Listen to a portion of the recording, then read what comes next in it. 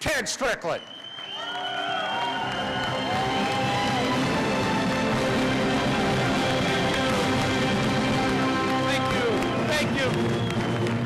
Thank you, my brothers and sisters of labor.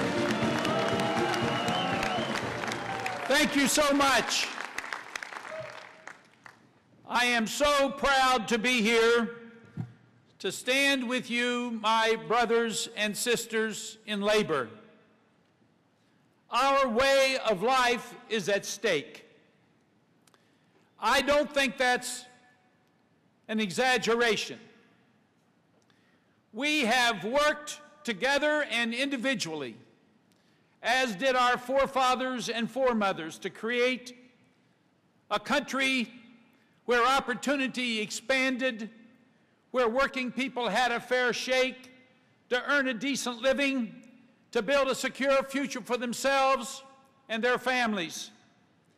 And because of the misguided policies of George Bush and Dick Cheney, we have seen our country plunged, as has been said, into the greatest recession of our lifetimes. And were it not for FDR and LBJ and others who went before us, if it were not for these giants who built a social safety net for all of us, we would be in the middle of the Second Great Depression. We need to remember, too many Americans and too many Ohioans are suffering from amnesia. Too many of them have forgotten who their real friends are. They've forgotten how we got ourselves into this mess. Can you imagine what Ohio and America would be like today if there was no Social Security system? Well, when my opponent for the governor's office ran briefly for President of the United States, he put forth a plan to privatize Social Security. Can you imagine the condition of our people today had he been successful? Can you imagine Ohio today without a Medicare program for seniors, a Medicaid program for sick, poor kids, and for our elderly who need nursing home care? Can you imagine Ohio today without unemployment compensation in the middle of a recession like we are living through? Can you imagine America and Ohio without a food stamp program? These are programs, my friends, that were achieved through the hard work and the collaboration of the Democratic Party and the great labor movement in this country. And it made us the country we are today. But I've said, and I believe, there are those who don't seem to like Ohio very much. And sadly, there are some who don't seem to like America as it is. They want to fundamentally change our constitutional documents. They want to pretend that Social Security is unconstitutional.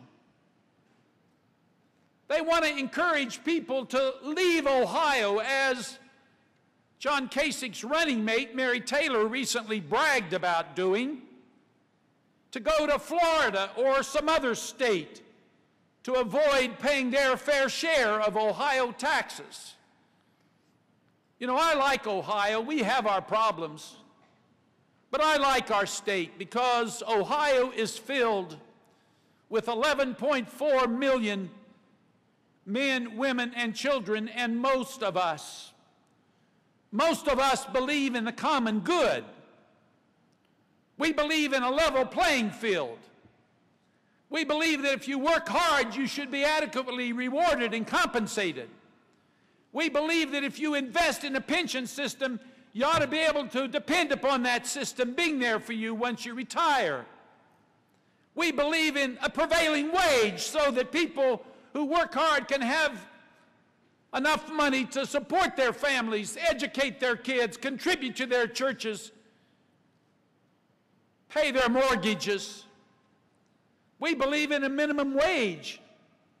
We believe that there are people in our society that ought to be at least minimally compensated for the work they do. We believe in workers' compensation so that when people are injured, they can have some sense of security in their lives. Those are the things that we believe as Democrats and as members of organized labor. But there is developing in this country today a group of people who simply don't believe those things.